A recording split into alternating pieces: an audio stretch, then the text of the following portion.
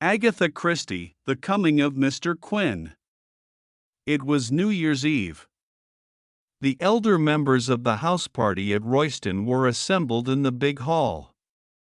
Mr. Satterthwaite was glad that the young people had gone to bed. He was not fond of young people in herds, he thought them uninteresting and crude. They lacked subtlety, and as life went on, he had become increasingly fond of subtleties. Mr. Satterthwaite was 62, a little bent, dried-up man with a peering face, oddly elf-like, and an intense and inordinate interest in other people's lives.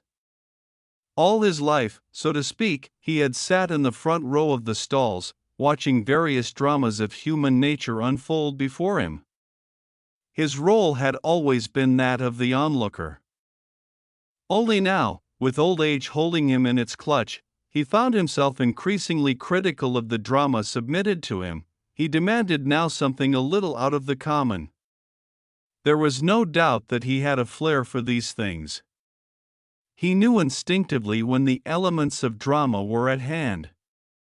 Like a warhorse, he sniffed the scent. Since his arrival at Royston this afternoon, that strange inner sense of his had stirred and bid him be ready. Something interesting was happening or going to happen. The house party was not a large one. There was Tom Evesham, their genial, good-humored host, and his serious political wife, who had been, before her marriage, Lady Laura Keene. There was Sir Richard Conway. Soldier, traveler, and sportsman. There were 6 or 7 young people whose names Mr. Satterthwaite had not grasped. And there were the Portals. It was the Portals who interested Mr. Satterthwaite. He had never met Alex Portal before, but he knew all about him, had known his father and his grandfather. Alex Portal ran pretty true to type. He was a man of close on 40, fair-haired and blue-eyed like all the Portals, fond of sport, good at games, devoid of imagination. Nothing unusual about Alex Portal, the usual good, sound Englishman. Stock, but his wife was different. She was Mrs. Sathwa now. An Australian, Portal had been out in Australia 2 years ago, had met her out there, and had married her and brought her home. She had never been to England prior to her marriage. All the same, she wasn't at all like any other Australian woman Mr. Saw had met. He observed her now covertly. Interesting woman, very. So still and yet so alive. Alive, that was just it. Not exactly beautiful, no, you wouldn't call her beautiful, but there was a kind of calamitous magic about her that you couldn't miss, that no man could miss.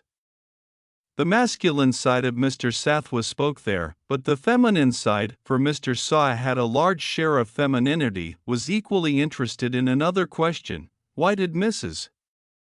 Portal dye her hair? No other man would probably have known that she dyed her hair, but Mr. Sathwa knew. He knew all those things, and it puzzled him. Many dark women dye their hair blonde. He had never before come across a fair woman who dyed her hair black. Everything about her intrigued him.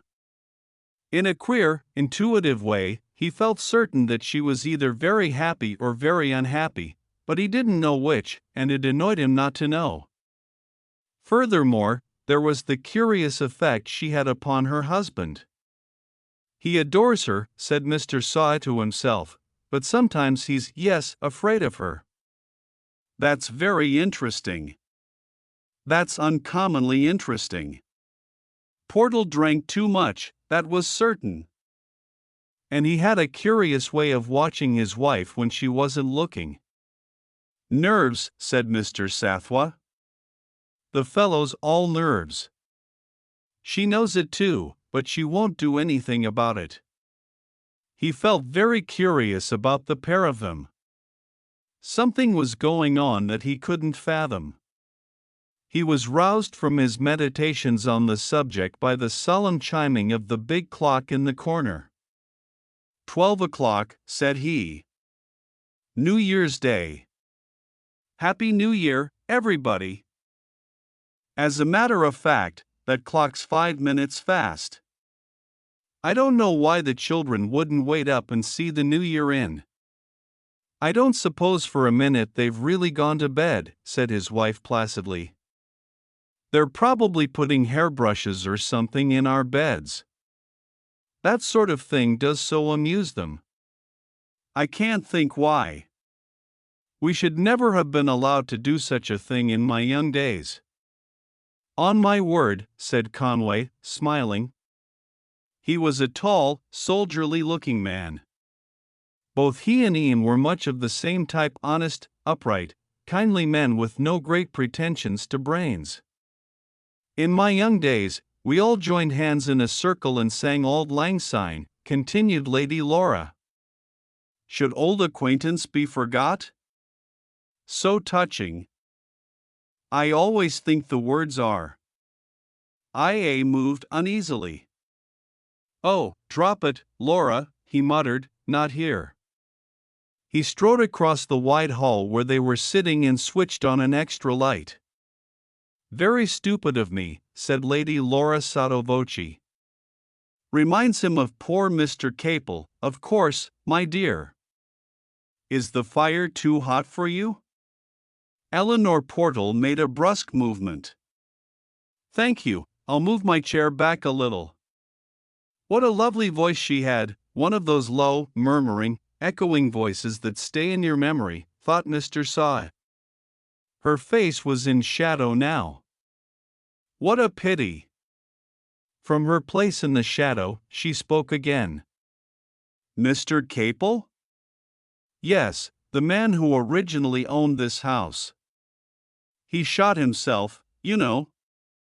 Oh, very well. Tom dear, I won't speak of it unless you like.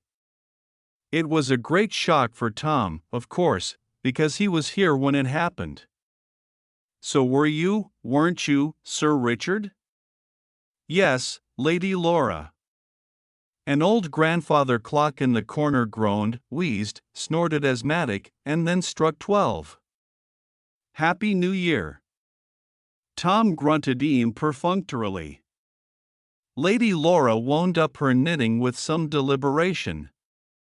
Well, we've seen the new year in, she observed and added, looking towards Mrs. Portal. What do you think, my dear? Eleanor Portal rose quickly to her feet. Bed by all means, she said lightly. Sheck very pale, thought Mr. Sathwa, as he too rose and began busying himself with candlesticks. She's not usually as pale as that.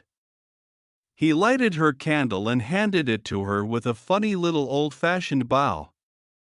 She took it from him with a word of acknowledgement and went slowly up the stairs. Suddenly, a very odd impulse swept over Mr. Saw. He wanted to go after her, to reassure her. He had the strangest feeling that she was in danger of some kind. The impulse died down, and he felt ashamed. He was getting nervy too.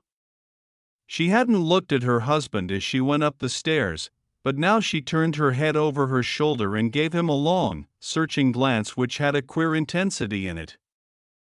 It affected Mr. Sathwa very oddly. He found himself saying good night to his hostess in quite a flustered manner.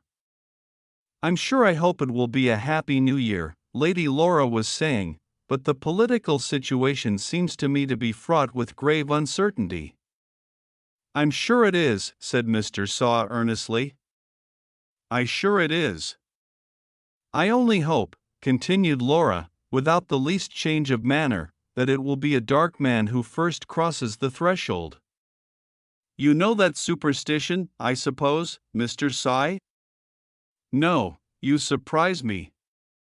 To bring luck to the house, it must be a dark man who first steps over the doorstep on New Year's Day.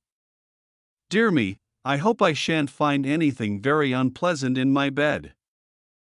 I never trust the children, they have such very high spirits. Shaking her head in sad foreboding, Lady Laura moved majestically up the staircase. With the departure of the women, chairs were pulled in closer around the blazing logs on the big open hearth. "Say when," said Eam hospitably as he held up the whiskey decanter. When everybody had said when, the talk reverted to the subject which had been tabooed before. "You knew Derek Capel, didn't you, Sathwaite?" asked Conway slightly. "Yes, and you, Portal?" "No, I never met him." So fiercely and defensively did he say it that Mr. Sat looked up in surprise. "I always hated when Laura brings up the subject," said Eames slowly. "After the tragedy, you know, this place was sold to a big manufacturer fellow. He cleared out after a year, didn't suit him or something. A lot of tommyrot was talked about the place being haunted, of course, and it gave the house a bad name. Then, when Laura got me to stand for West KBY, of course, it meant living up in these parts, and it wasn't so easy to find a suitable house. Royston was going cheap, and, well, in the end, I bought it. Ghosts are all tommyrot, but all the same, one doesn't exactly care to be reminded that you're living in a house where one of your own friends shot himself. Poor old Derek. We shall never know why he did it. He won't be the first or the last fellow who shot himself without being able to give a reason," said Alex Portal heavily. He rose and poured himself out another drink, splashing the whiskey in with a liberal hand. "There's something very wrong with him," said Mr. Saw to himself. "Very wrong indeed." "I wish I knew what it was all about, gee gad," said Conway. "Listen to the wind." "It's a wild night, a good night for ghosts to walk," said Portal with a reckless laugh. "All the devils in hell are abroad tonight, according to Lady Laura. Even the blackest of them would bring us luck," observed Conway with a laugh. "Hark to that!" The wind rose in another terrific wail. And as it died away, there came 3 loud knocks on the big nailed doorway. Everyone started. "Who on earth can that be at this time of night?" cried Eam. They stared at each other. "I will open it," said Iam. "The servants have gone to bed." He strode across to the door, fumbled a little over the heavy bars, and finally flung it open. An icy blast of wind came sweeping into the hall. Framed in the doorway stood a man's figure, tall and slender. To Mr. Sathwa, watching, he appeared by some curious effect of the stained glass above the door to be dressed in every color of the rainbow. Then, as he stepped forward, he showed himself to be a thin, dark man dressed in motoring clothes. "I must really apologize for this intrusion," said the stranger in a pleasant, level voice, "but my car broke down." "Nothing much. My chauffeur is putting it to rights, but it will take half an hour or so, and it is so confoundedly cold outside." He broke off, and Eam took up the thread quickly. "I should think it was. Come in and have a drink. We can't give you any assistance about the car." "Can we?" "No, thanks. My man knows what to do. By the way, my name is Quinn." "Harley Quinn, sit down, Mr. Quinn," said Eam. "Sir Richard Conway." "Mr. Saw." "My name is Eam." Mr. Quinn acknowledged the introductions and dropped into the chair that Eam had hospitably pulled forward. As he sat, some effect of the firelight threw a bar of shadow across his face, which gave almost the impression of a mask. Eam threw a couple more logs on the fire. "A drink, thanks." Eam brought it to him and asked, as he did so, "So you know this part of the world well, Mr. Quinn?" "I passed through it some years ago." "Really?" "Yes." "This house belonged then to a man called Capel." "Ah, yes," said Eam. "Poor Derek Capel." "You knew him?" "Yes, I knew him." Eam's manner underwent a faint change, almost imperceptible to one who had not studied the English character. Before, it had contained a subtle reserve, now, this was laid aside. Mr. Quinn had known Derek Capel. He was the friend of a friend, and as such, was vouched for and fully accredited. Astounding affair, that, he said confidentially. We were just talking about it. I can tell you it went against the grain buying this place if there had been anything else suitable. But there wasn't. See, I was in the house the night he shot himself. So was Conway, and upon my word, I've always expected his ghost to walk. A very inexplicable business, said Mr. Quinn slowly and deliberately, and he paused with the air of an actor who has just spoken an important cue. You may well say inexplicable, burst in Conway. The thing's a black mystery, always will be. I wonder, said Mr. Quinn noncommittally. Yes, Sir Richard, you were saying? Astounding, that's what it was. Here's a man in the prime of life, gay, light-hearted, without a care in the world. 5 or 6 old pals staying with him, top of his spirits at dinner, full of plans for the future, and from the dinner table he goes straight upstairs to his room. Takes a revolver from a drawer, and shoots himself. Why? Nobody ever knew, nobody ever will know. Isn't that rather a sweeping statement, Sir Richard? Asked Mr. Quinn, smiling.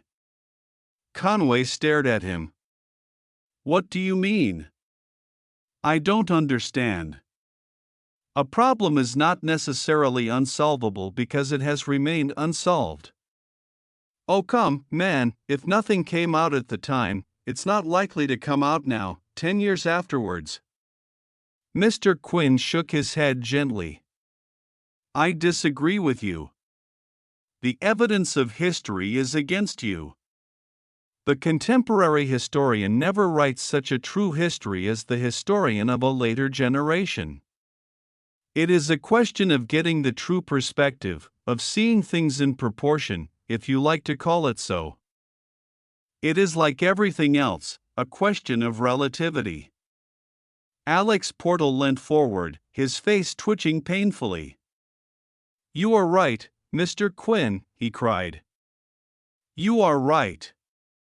Time does not dispose of a question, it only presents it anew, in a different guise. Was smiling tolerantly. Then you mean to say, Mr. Quinn, that if we were to hold, let us say, a court of inquiry tonight into the circumstances of Derek Cap's death, we are as likely to arrive at the truth as we should have been at the time? More likely.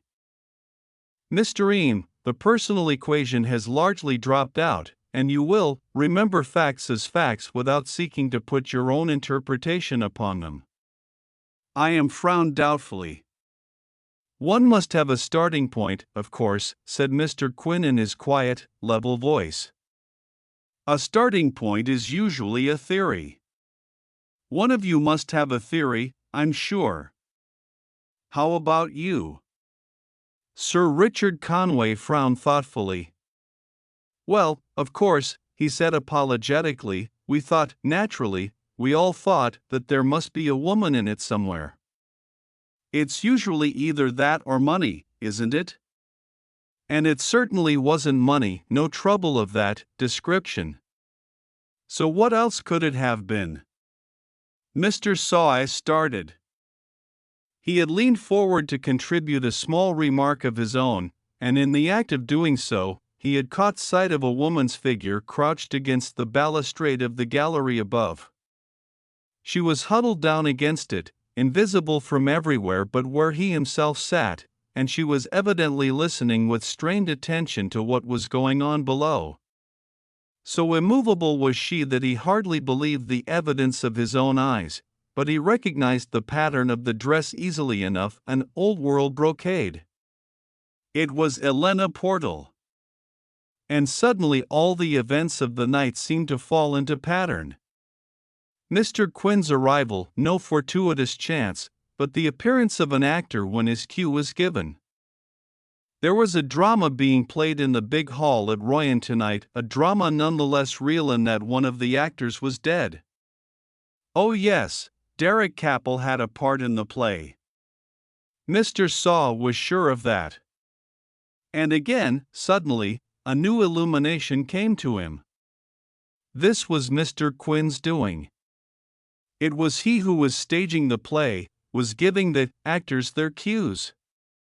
He was at the heart of the mystery, pulling the strings, making the puppets work. He knew everything, even to the presence of the woman crouched against the woodwork upstairs. Yes, he knew, sitting well back in his chair, secure in his role of audience. Mr. Sathwell watched the drama unfold before his eyes quietly, and naturally, Mr. Quinn was pulling the strings, setting his puppets in motion. A woman, yes, he murmured thoughtfully. There was no mention of any woman at dinner. Why, of course, cried Eames. He announced his engagement. That's just what made it seem so absolutely mad. Very bucked about it he was. Said it wasn't to be announced just yet, but gave us the hint that he was in the running for the Benedict Stakes. Of course, we all guessed who the lady was, said Conway. Marjorie Dill, nice girl. It seemed to be Mr. Quinn's turn to speak, but he did not do so, and something about his silence seemed oddly provocative. It was as though he challenged the last statement. It had the effect of putting Conway in a defensive position. Who else could it have been, he demanded. I don't know, said Tom Evam slowly. What did he say exactly now? Something about being in the running for the Benedict Stakes. That he couldn't tell us the lady's name till he had her permission. It wasn't to be announced yet, he said. I remember that. He was a damned lucky fellow. That he wanted his two old friends to know that by that time next year, he'd be a happily married man. Of course, we assumed it was Marjorie. They were great friends, and he'd been about with her a lot. The only thing, began Conway and stopped. What were you going to say, Dick? Well, I mean, it was odd, in a way, if it were Marjorie, that the engagement shouldn't be announced at once. I mean, why the secrecy? Sounds more as though it were a married woman, you know, someone whose husband had just died or who was divorcing him. That's true, said Eames. If that were the case, of course, the engagement couldn't be announced at once. And you know, thinking back about it, I don't believe he had been seeing much of Marjorie. All that was the year before. I remember thinking things seemed to have cooled off between them. Curious, said Mr. Quinn. Yes, looked almost as though someone had come between them. Another woman? Said Conway thoughtfully. By Jove, said Eames, you know, there was something almost indecently hilarious about old Derek that night. He looked almost drunk with happiness, and yet I can't quite explain what I mean. But he looked oddly defiant too, like a man defying fate, said Alex Portal heavily. Was it of Derek Capel he was speaking, or was it of himself? Mr. Saw looked at him, inclined to the latter view. Yes, that was what Alex Portal represented, a man defying fate, his imagination muddled by drink, responded suddenly to that note in the story which recalled his own secret preoccupation.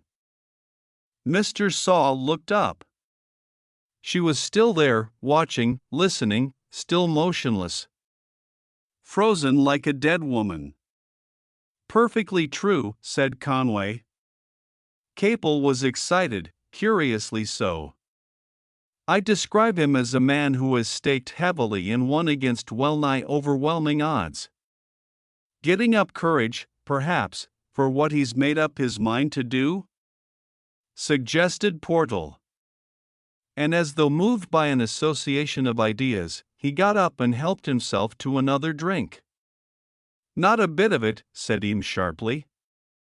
I'd almost swear nothing of that kind was in his mind. Conway is right. A successful gambler who has brought off a long shot and can hardly believe in his own good fortune, that was the attitude. Conway gave a gesture of discouragement. And yet, he said, 10 minutes later they sat in silence. I.M. brought his hand down with a bang on the table.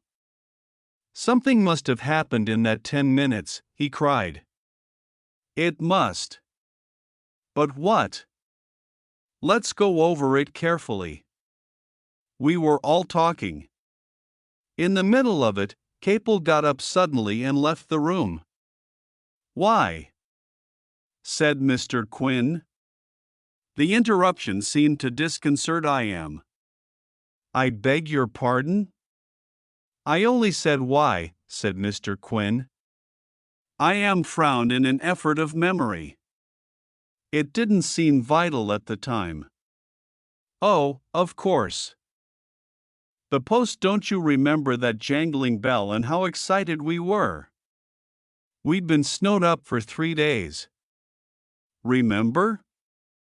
Biggest snowstorm for years and years. All the roads were impassable. No newspapers, no letters.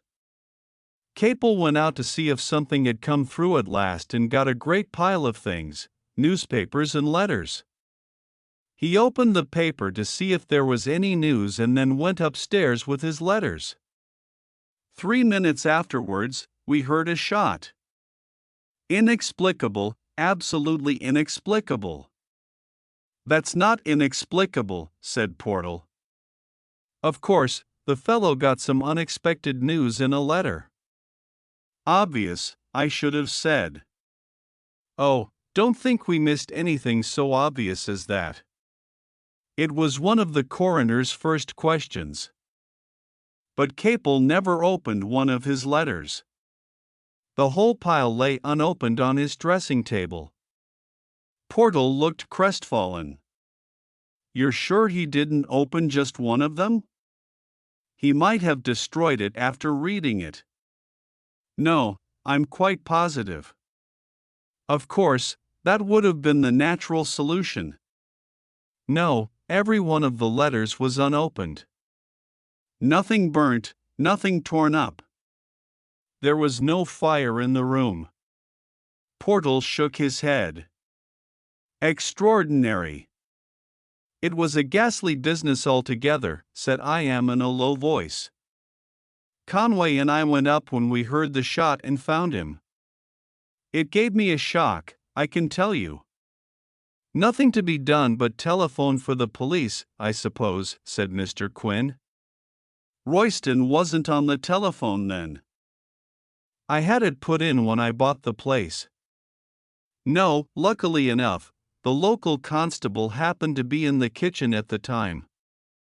One of the dogs, you remember poor old Rover, Conway, had strayed the day before. A passing carter had found it half buried in a snowdrift and had taken it to the police station. They recognized it as Capel's dog. He was particularly fond of it, and the constable came up with it. He just arrived a minute before the shot was fired. It saved us some trouble. Gad, that was a snowstorm, said Conway reminiscently about this time of year. Wasn't it early January or February? I think, let me see, we went abroad soon afterwards. I'm pretty sure it was January. My hunter Ned, you remember Ned, lamed himself at the end of January. That was just after this business. It must have been quite the end of January then. Funny how difficult it is to recall dates after a lapse of years. One of the most difficult things in the world, said Mr. Quinn conversationally, unless you can find a landmark in some big public event, an assassination of a crowned head or a big murder trial. Why, of course, cried Conway. It was just before the Appleton case, just after, wasn't it? No. No, don't you remember? Capel knew the Appletons. He'd stayed with the old man the previous spring, just a week before he died. He was talking of him one night, what an old curmudgeon he was and how awful it must have been for a young and beautiful woman like Mrs. Appleton to be tied to him. There was no suspicion then that she had done away with him. By Jove, you're right. I remember reading the paragraph in the paper saying an exhumation order had been granted. It would have been that same day. I remember only seeing it with half my mind, the other half wondering about poor old Derek lying dead upstairs. A common but very curious phenomenon, that, observed Mr. Quinn. In moments of great stress, the mind focuses itself upon some quite unimportant matter, which is remembered long afterwards with the utmost fidelity, driven in, as it were, by the mental stress of the moment. It may be some quite irrelevant detail, like the pattern of a wallpaper, but it will never be forgotten. Rather extraordinary you're saying that, Mr. Quinn, said Conway. Just as you were speaking, I suddenly felt myself back in Derek Cappell's room, with Derek lying dead on the floor. I saw, as plainly as possible, the big tree outside the window and the shadow it threw upon the snow outside. Yes, the moonlight, the snow, and the shadow of the tree, I can see them again this minute. By gad, I believe I could draw them, and yet I never realized I was looking at them at the time. His room was the big one over the porch, was it not? Asked Mr. Quinn. Yes, and the tree was the big beech just at the angle of the drive. Mr. Quinn nodded as though satisfied. Mr. Saw was curiously thrilled. He was convinced that every word, every inflection of Mr. Quinn's voice, was pregnant with purpose. He was driving at something, exactly what, Mr. Southwood did not know. But he was quite convinced as to whose was the master hand. There was a momentary pause, and then I am reverted to the preceding topic. That Appleton case, I remember it very well now. What a sensation it made. She got off, didn't she? Pretty woman. Very fair. Remarkably fair. Almost against his will, Mr. Saw's eyes sought the kneeling figure up above. Was it his fancy, or did he see it shrink a little as though at a blow? Did he see a hand slide upwards to the tablecloth and then pause? There was a crash of falling glass. Alex Portal, helping himself to whiskey, had let the decanter slip. I say, sir, damn sorry, can't think what came over me. Eames cut short his apologies. Quite all right, my dear fellow. Curious, that smash reminded me. That's what she did, didn't she? Mrs. Appleton smashed the port decanter. Yes, old Appleton had his glass of port, only one each night. The day after his death, one of the servants saw her take the decanter out and smash it deliberately. That set them talking, of course. They all knew she had been perfectly wretched with him. Rumor grew and grew, and in the end, months later, some of his relatives applied for an exhumation order. And sure enough, the old fellow had been poisoned. Arsenic, wasn't it? No, strychnine, I think. It doesn't much matter. Well, of course, there it was. Only one person was likely to have done it. Mrs. Appleton stood her trial. She was acquitted more through lack of evidence against her than from any overwhelming proof of innocence. In other words, she was lucky. Yes, I don't suppose there's much doubt she did it right enough. What happened to her afterwards? Went out to Canada, I believe, or was it Australia? She had an uncle or something of the sort out there who offered her a home. Best thing she could do under the circumstances. Mr. Saw was fascinated by Alex Portal's right hand as it clasped his glass. How tightly he was gripping it. "You'll smash that in a minute or two if you're not careful," thought Mr. Saw. Dear me, how interesting all this is. Rose and helped himself to a drink. "Well, we're not much nearer to knowing why poor Derek Capel shot himself," he remarked. "The court of inquiry hasn't been a great success, has it, Mr. Quinn?" Mr. Quinn laughed. It was a strange laugh, mocking yet sad. It made everyone jump. "I beg your pardon," he said. "You are still living in the past, Mr. Eam. You are still hampered by your preconceived notion. But I, the man from outside, the stranger passing by, see only facts." "Facts, yes, facts." "What do you mean?" said I. "I see a clear sequence of facts outlined by yourselves, but of which you have not seen the significance. Let us go back 10 years and look at what we see untrammeled by ideas or sentiment." Mr. Quinn had risen. He looked very tall. The fire leaped fitfully behind him. He spoke in a low, compelling voice. "You are at dinner. Derek Capel announces his engagement. You think then it was to Marjorie Dill? You are not so sure now. He has the restlessly excited manner of a man who has successfully defied fate, who, in your own words, has pulled off a big coup against overwhelming odds. Then comes the clanging of the bell. He goes out to get the long overdue mail.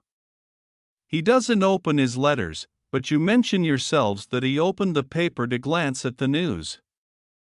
It is 10 years ago, so we cannot know what the news was that day: a far-off earthquake, a near-at-hand political crisis. The only thing we do know about the contents of that paper is that it contained one small paragraph stating that the Home Office had given permission to exhume the body of Mr. Appleton 3 days ago. What Mr. Quinn went on, Derek Capel goes up to his room, and there he sees something out of the window. Sir Richard Conway has told her that the curtain was not drawn across it, and further that it gave on to the drive. What did he see? What could he have seen that forced him to take his life? What do you mean, what did he see? I think, said Mr. Quinn, that he saw a policeman who had come about a dog. But Derek Capel didn't know that, he just saw a policeman. There was a long silence, as though it took some time to drive the inference home. My God, whispered I at last. You can't mean that Appleton, but he wasn't there at the time Appleton died. The old man was alone with his wife. But he may have been there a week earlier. Strychnine is not very soluble unless it is in the form of hydrochloride. The greater part of it put into the port would be taken in the last glass, perhaps a week after he left. Portal sprung forward, his voice was hoarse, his eyes bloodshot. Why did she break the decanter? He cried. Why did she break the decanter? Tell me that. For the first time that evening, Mr. Quinn addressed himself to Mr. Saw. You have a wide experience of life, Mr. Saw. Perhaps you can tell us that. Mr. Saw's voice trembled a little. His cue had come at last. He was to speak some of the most important lines in the play. He was an actor now, not a looker. As I see it, he murmured modestly. She cared for Derek Capel. She was, I think, a good woman, and she had sent him away. When her husband died, she suspected the truth, and so, to save the man she loved, she tried to destroy the evidence against him. Later, I think he persuaded her that her suspicions were unfounded, and she consented to marry him. But even then, she hung back. Women, I fancy, have a lot of instinct. Mr. Swee had spoken his part. Suddenly, a long trembling sigh filled the air. "My God!" cried Eames, starting. "What was that?" Mr. Southwood could have told him that it was Elena Portal in the gallery above, but he was too artistic to spoil a good effect. Mr. Quinn was smiling. "My car will be ready by now. Thank you for your hospitality, Mr. Eames. I have, I hope, done something for my friend." They stared at him in blank amazement. "That aspect of the matter has not struck you. He loved this woman, you know, loved her enough to commit murder for her sake. When retribution overtook him, as he mistakenly thought, he took his own life. But unwittingly, he left her to face the music. She was acquitted," muttered Eames, "because the case against her could not be proved. I fancy, it may be only a fancy, that she is still facing the music." Portal had sunk into a chair, his face buried in his hands. Quinn turned to Sawe. "Goodbye, Mr. Sawe. You are interested in the drama. Are you not?" Mr. Sawe nodded, surprised. "I must recommend the Harlequinade to your attention. It is dying out nowadays, but it repays attention, I assure you. Its symbolism is a little difficult to follow, but the immortals are always immortal, you know. I wish you all good night." They saw him stride out into the dark. As before, the colored glass gave the effect of motley. Mr. Sawe went upstairs. He went to draw down his window, for the air was cold. The figure of Mr. Quinn moved down the drive, and from a side door came a woman's figure running for a moment. They spoke together. Then she retraced her steps to the house. She passed just below the window, and Mr. Sawe was struck anew by the vitality of her face. She moved now like a woman in a happy dream. Elena Alex Portal had joined her. "Eleanor, forgive me, forgive me. You told me the truth, but God forgive me, I did not quite believe." Mr. Sawe was intensely interested in other people's affairs, but he was also a gentleman. It was borne in upon him that he must shut the window. He did so, but he shut it very slowly. He heard her voice, exquisite and indescribable. I know. You have been in hell.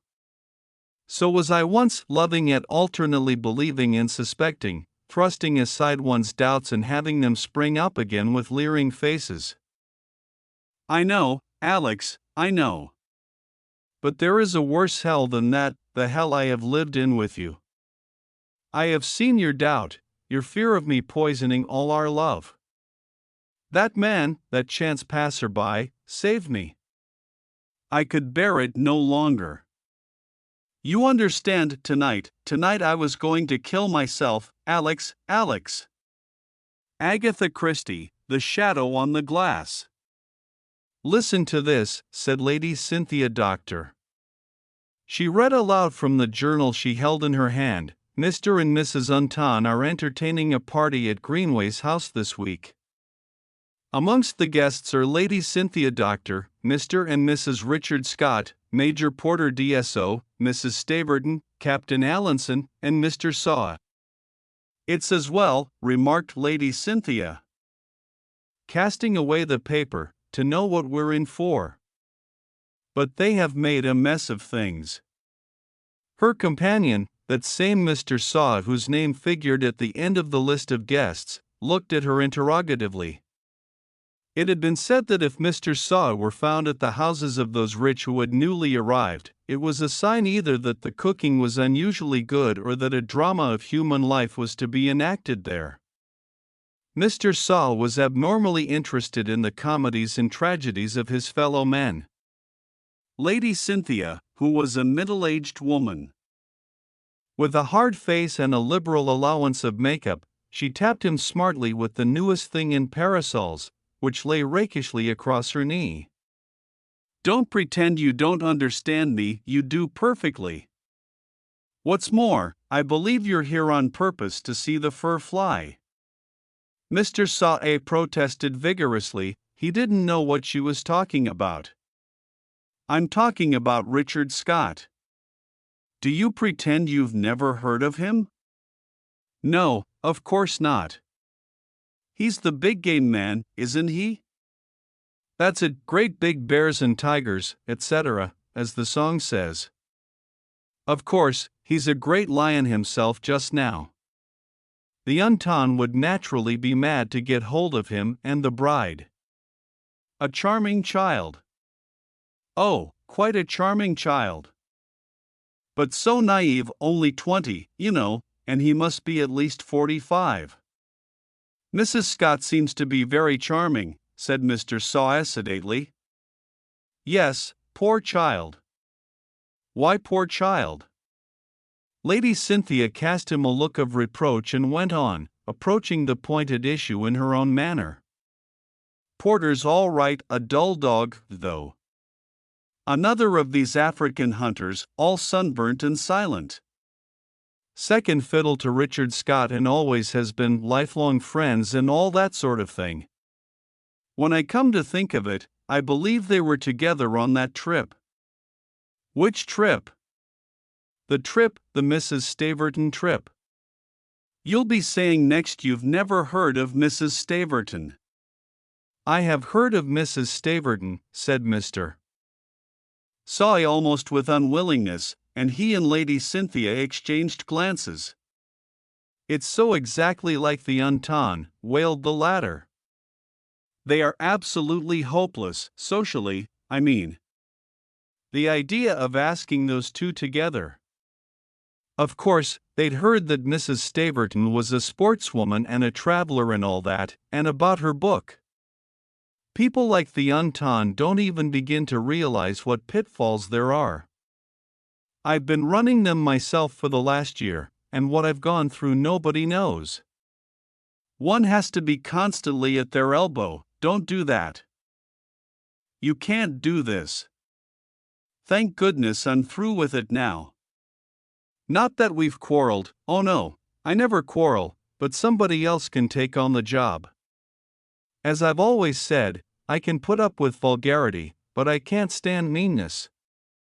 After this somewhat cryptic utterance, Lady Cynthia was silent for a moment, ruminating on the announced meanness as displayed to herself.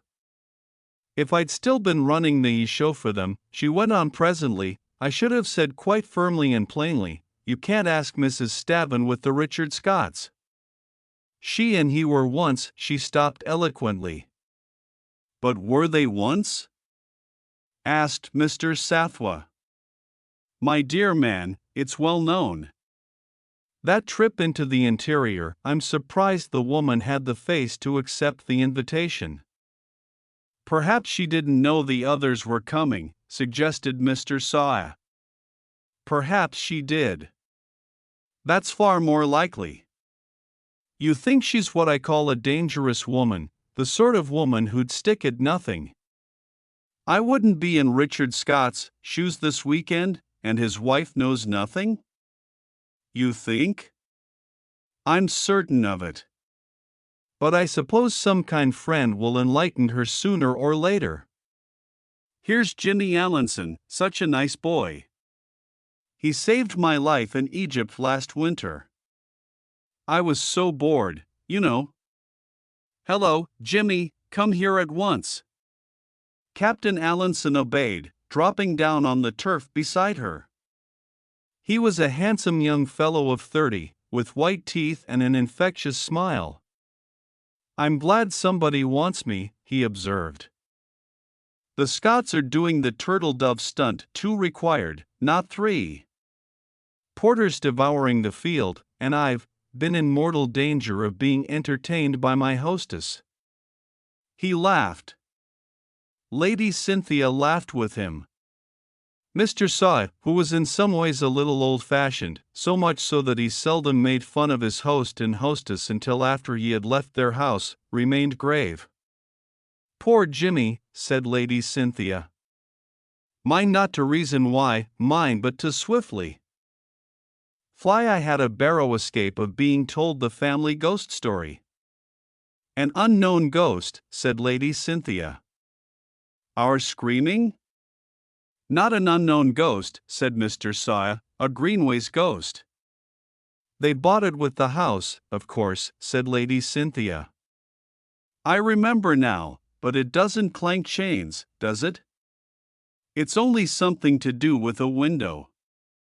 Jimmy Allinson looked up quickly. "A window?" But for the moment, Mr. Saw did not answer. He was looking over Jimmy's head at three figures approaching from the direction of the house, a slim girl between two men. There was a superficial resemblance between the men. Both were tall and dark with bronzed faces and quick eyes. But looked at more closely, the resemblance vanished. Richard Scott, hunter and explorer, was a man of extraordinarily vivid personality. He had a manner that radiated magnetism. John Porter, his friend and fellow hunter, was a man of squarer build with an impassive, rather wooden face and very thoughtful gray eyes. He was a quiet man, content always to play second fiddle to his friend. And between these two walked Moira Scott, who until 3 months ago had been Moira O'Connell. A slender figure, big wistful brown eyes, and golden red hair that stood out around her small face like a saint's halo. "That child mustn't be hurt," said Mr. Saw to himself. "It would be abominable that a child like that should be hurt." Lady Cynthia greeted the newcomers with a wave of the latest thing in parasols. "Sit down and don't interrupt," she said. "Mr. Saw is telling us a ghost story." "I love ghost stories," said Moira Scott. She dropped down on the grass. "The ghost of Greenway's house?" asked Richard Scott. "Yes, you know about it?" Scott nodded. "I used to stay here in the old days," he explained, "before the Elliots had to sell up." "The Watching Cavalier, that's it, isn't it?" "The Watching Cavalier," said his wife softly. "I like that. It sounds interesting." "Please go on," but Mr. Saw seemed somewhat loath to do so. He assured her that it was not really interesting at all. "Now you've done it," said Richard Scott sardonically. "That hint of reluctance clinches it." In response to popular clamor, Mr. Saw was forced to speak. "It's really very uninteresting," he said apologetically. "I believe the original story centers around a Cavalier ancestor of the Elliot family. His wife had a Roundhead lover. The husband was killed by the lover in an upstairs room, and the guilty pair fled. But as they fled, they looked back at the house and saw the face of the dead husband at the window watching them. That is the legend. But the ghost story is only concerned with a pane of glass in the window of that particular room, on which is an irregular stain, almost imperceptible from near at hand, but which from far away certainly gives the effect of a man's face looking out." "Which window is it?" asked Mrs. Scott, looking up at the house. "You can't see it from here," said Mr. Sathwa. "It is around the other side but was boarded up from the inside some years ago, 40 years ago, I think, to be accurate." "What did they do that for?" "I thought you said the ghost didn't walk." "It doesn't," Mr. Saw assured her. I suppose there grew to be a superstitious feeling about it, that's all." Then, deftly enough, he succeeded in turning the conversation. Jimmy Allinson was perfectly ready to hold forth upon Egyptian sand diviners. Frauds, most of them. ready enough to tell you vague things about the past but won't commit themselves as to the future. I should have thought it was usually the other way about, remarked John Porter. It's illegal to tell the future in this country, isn't it? Said Richard Scott. Moira persuaded a gypsy into telling her fortune, but the woman gave her her shilling back and said there was nothing doing or words to that effect. Perhaps she saw something so frightful that she didn't like to tell it to me, said Moira. Don't pile on the agony, Mrs. Scott, said Allinson lightly. I, for one, refuse to believe that an unlucky fate is hanging over you. I wonder, thought Mr. Saw to himself. I wonder. Then he looked up sharply. Two women were coming from the house, a short, stout woman with black hair, inappropriately dressed in jade green, and a tall, slim figure in creamy white. The first woman was his hostess, Mrs. Unton. The second was a woman he had often heard of but never met. Here's Mrs. Staverton, announced Mrs. Unton in a tone of great satisfaction. All friends here, I think. These people have an uncanny gift for saying just the most awful things they can, murmured Lady Cynthia. But Mr. Sathwa was not listening. He was watching Mrs. Staverton. Very easy, very natural, her careless, hello, Richard. Ages since we met. Sorry I couldn't come to the wedding.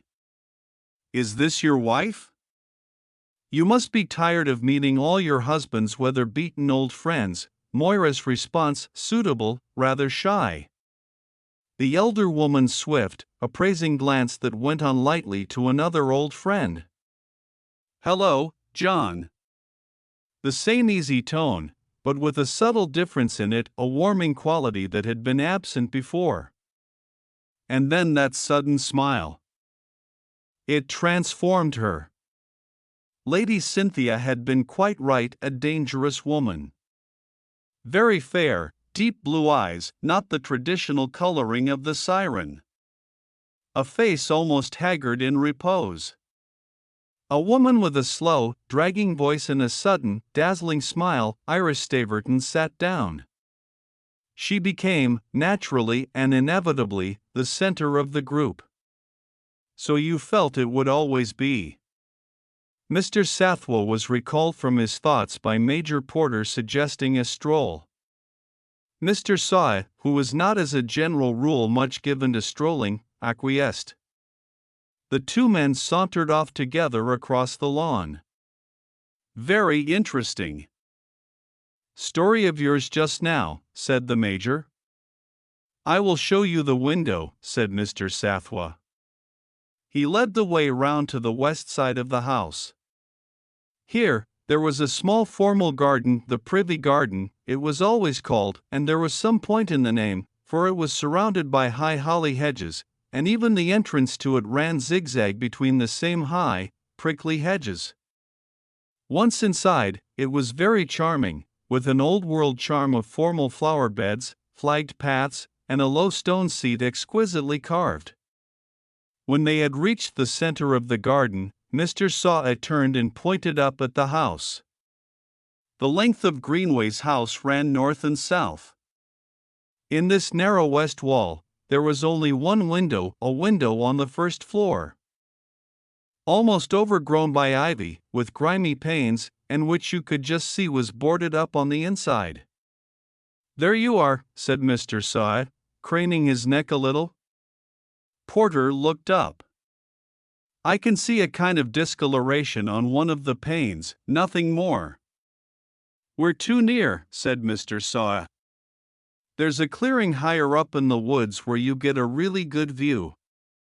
He led the way out of the Privy Garden and, turning sharply to the left, struck into the woods. A certain enthusiasm of showmanship possessed him, and he hardly noticed that the man at his side was absent and inattentive. They had, of course, to make another window when they boarded up this one, he explained. The new one faces south, overlooking the lawn where we were sitting just now. I rather fancy the Scots have the room in question. That is why I didn't want to pursue the subject. Mrs. Scott might have felt nervous if she had realized that she was sleeping in what might be called the haunted room. Yes, I see, said Porter.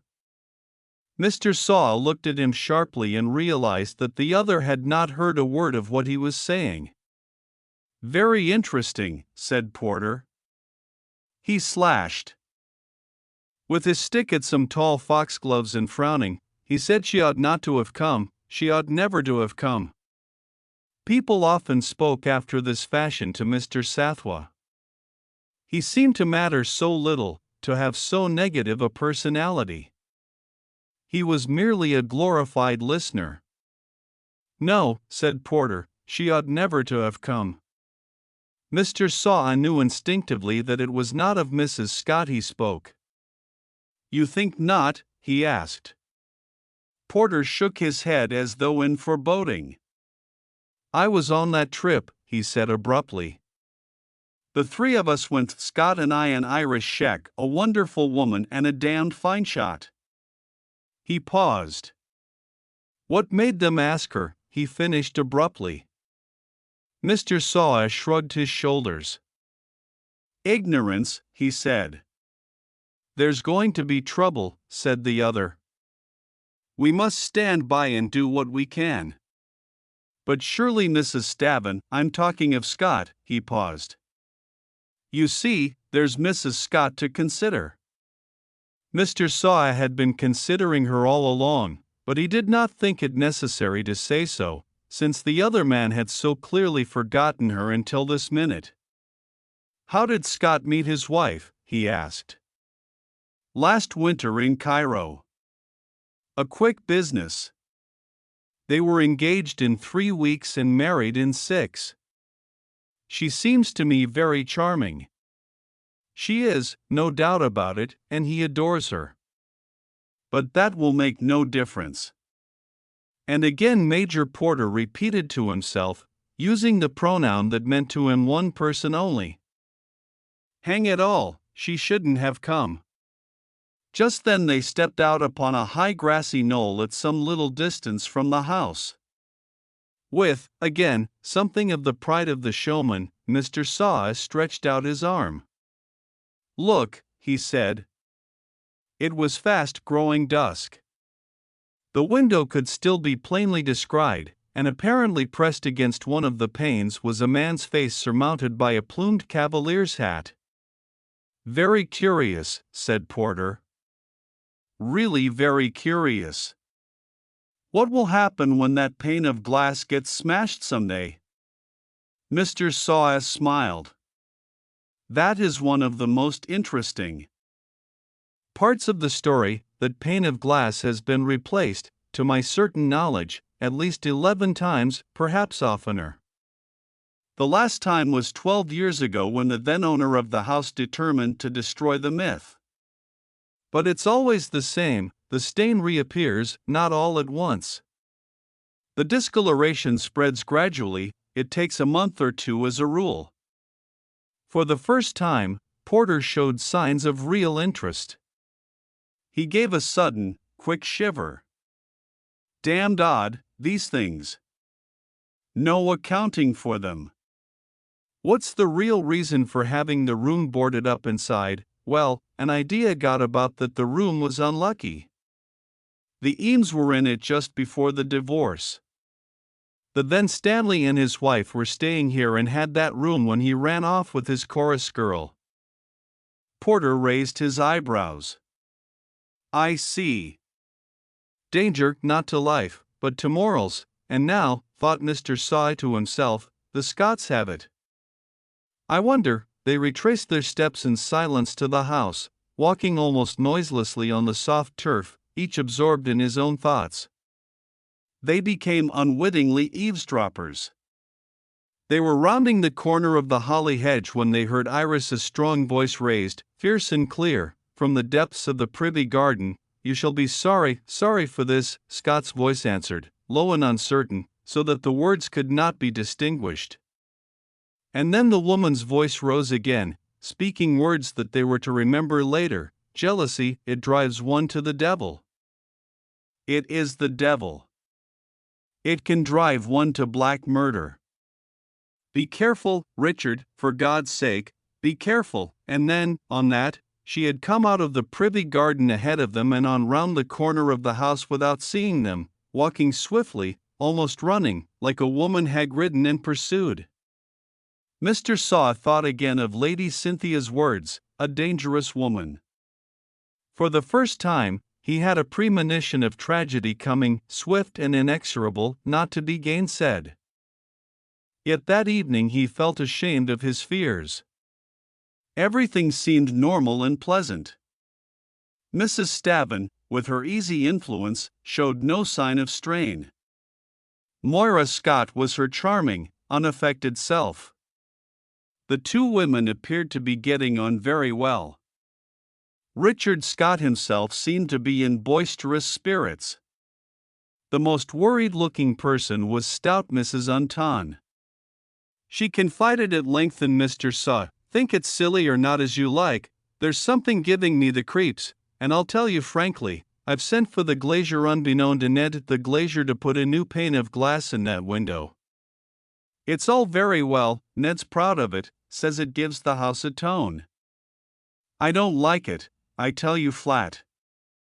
We'll have a nice plain modern pane of glass with no nasty stories attached to it." "You forget," said Mr. Saw, "or perhaps you don't know, the stain comes back." "That's as it may be," said Mrs. Unton.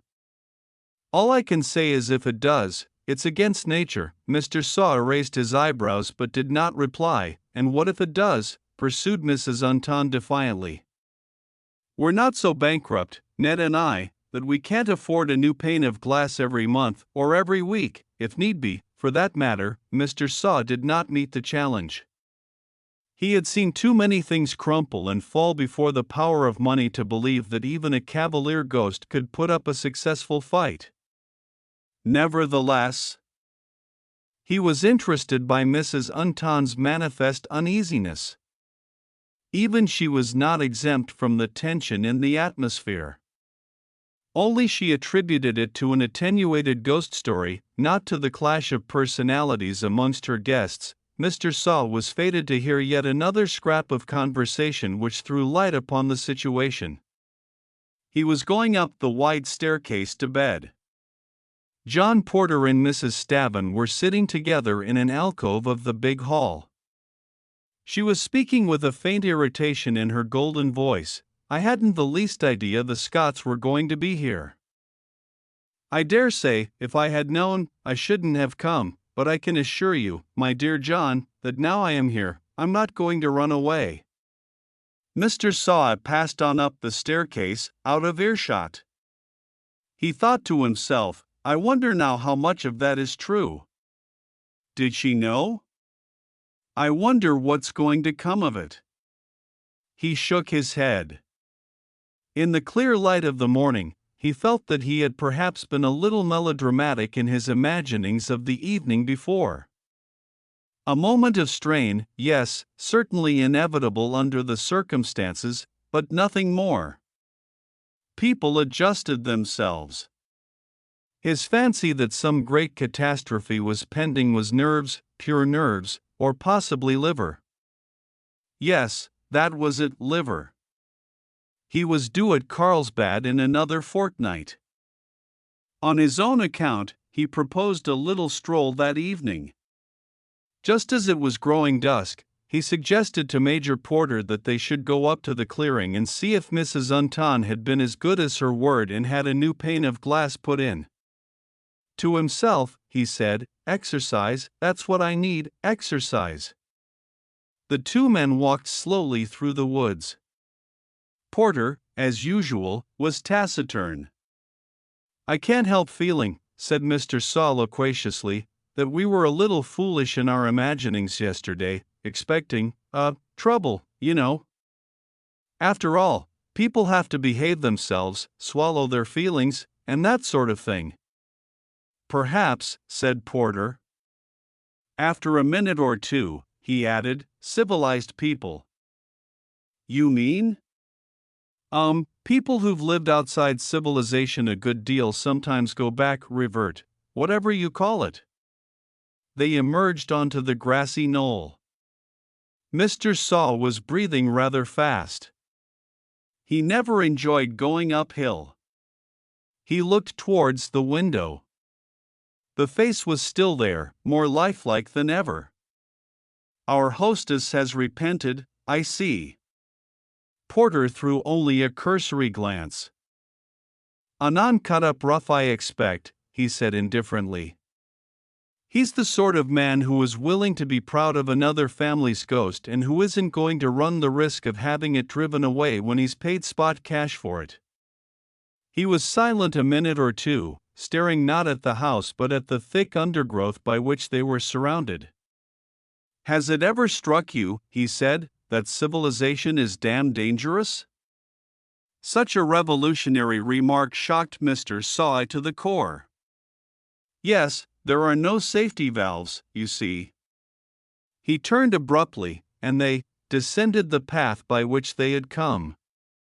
I really am quite at a loss to understand you, said Mr. Saw, pattering along with nimble steps to keep up with the other's strides. Reasonable people, Porter laughed a short, disconcerting laugh. Then he looked at the correct little gentleman by his side. You think it's all bunkum on my part, Mr. Sathwa, but there are people, you know, who can tell you when a storm's coming. They feel it beforehand in the air, and other people can foretell trouble. There's trouble coming now, Mr. Sathwa. Big trouble. It may come any minute, He stopped dead, clutching Mr. Saw's arm, and in that tense minute of silence, it came, the sound of 2 shots, and following them, a cry in a woman's voice. My God, cried Porter. It's come! He raced down the path, Mr. Saw panting behind him. In a minute they came out onto the lawn close by the hedge of the privy garden. At the same time, Richard Scott and Mr. Unton came around the opposite corner of the house. They halted, facing each other to left and right of the entrance to the privy garden. It came from in there, said Anton, pointing with a flabby hand. We must see, said Porter. He led the way into the enclosure. As he rounded the last bend of the holly hedge, he stopped. Dead, Mr. Saw appeared over his shoulder. A loud cry burst from Richard Scott. There were 3 people in the privy garden. 2 of them lay on the grass near the stone seat, a man and a woman. The third was Mrs. Stavin. She was standing quite close to them by the holly hedge, gazing with horror-stricken eyes and holding something in her right hand. Iris, cried Porter. Iris, for God's sake, what's that you've got in your hand? She looked down at it, then with a kind of wonder and unbelievable indifference. It's a pistol, she said wonderingly. And then, after what seemed an interminable time but was in reality only a few seconds, I picked it up. Mr. Saw had gone forward to where Anton and Scott were kneeling on the turf. A doctor, the latter was murmuring. We must have a doctor, but it was too late for any doctor. Jimmy Allinson, who had complained that the sand divers hedged about the future, and Moira Scott, to whom the gypsy had returned a shilling, lay there in the last great stillness. It was Richard Scott who completed a brief examination. The iron nerve of the man showed in this crisis. After the first cry of agony, he was himself again. He laid his wife gently down again. Shot from behind, he said briefly. The bullet has passed right through her. Then he handled Jimmy Allinson. The wound here was in the breast, and the bullet was lodged in the body. John Porter came towards them. Nothing should be touched, he said sternly. The police must see it all exactly as it is now. The police, said Richard Scott. His eyes lit up with a sudden flame as he looked at the woman standing by the holly hedge. He made a step in that direction, but at the same time, John Porter also moved so as to bar his way. For a moment, it seemed as though there was a duel of eyes between. The two friends. Porter very quietly shook his head no. "Richard," he said, "it looks like it, but you're wrong." Richard Scott spoke with difficulty, moistening his dry lips. "Then why has she got that in her hand?" And again, Iris Stavin said in the same lifeless tone, "I picked it up." "The police," said Annan, rising, "we must send for the police at once." "You will telephone, perhaps, Scott?" "Someone should stay here." "Yes, I am sure someone should stay here." In his quiet, gentlemanly manner, Mr. Saw offered to do so. His host accepted the offer with manifest relief. "The ladies," he explained, "I must break the news to the ladies, Lady Cynthia and my dear wife. Mr. Saw stayed in the privy garden." Looking down on the body of that which had once been Moira Scott. "Poor child," he said to himself. "Poor child." He quoted to himself the tag about the evil men do living after them, for was not Richard Scott, in a way, responsible for his innocent wife's death? They would hang Iris Ston, he supposed, not that he liked to think of it, but was not at least a part of the blame laid at the man's door? The evil that men do, and the good girl, the innocent girl, had paid. He looked down at her with a very deep pity, her small face so white and wistful, a half-smile on the lips still, the ruffled golden hair, the delicate ear. There was a spot of blood on the lobe of it. With an inner feeling of being something of a detective, Mr. Saw deduced an earring torn away in her fall. He craned his neck forward. Yes, he was right, there was a small pearl drop hanging from the other ear. Poor child, poor child. "And now, sir," said Inspector Wingfield. They were in the library. The inspector, a shrewd-looking, forceful man of 40-odd, was concluding his investigations. He had questioned most of the guests and had by now pretty well made up his mind on the case. He was listening to what Major Porter and Mr. Saw had to say. Mr. Unn sat heavily in a chair, staring with protruding eyes at the opposite wall. "As I understand it, gentlemen," said the inspector, "you'd been for a walk. You were returning to the house by a path that winds around the left side of what they call the privy garden. Is that correct?" "Quite correct, Inspector." "You heard 2 shots and a woman scream?" "Yes." "You then ran as fast as you could, emerged from the woods, and made your way to the entrance of the privy garden. If anybody had left that garden, they could only do so by one entrance. The holly bushes are impossible. If anyone had run out of the garden and turned to the right, he would have been met by Mr. Unton and Mr. Scott. If he had turned to the left, he could not have done so without being seen by you. Is that right?" "That is so," said Major Porter. His face was very white. "That seems to settle it," said the inspector. Mr. and Mrs. Unton and Lady Cynthia were sitting on the lawn. Mr. Scott was in the billiard room, which opens onto that lawn. At 10 minutes to 6, Mrs. Staverton came out of the house, spoke a word or two to those sitting there, and went around the corner of the house towards the privy garden. 2 minutes later, the shots were heard.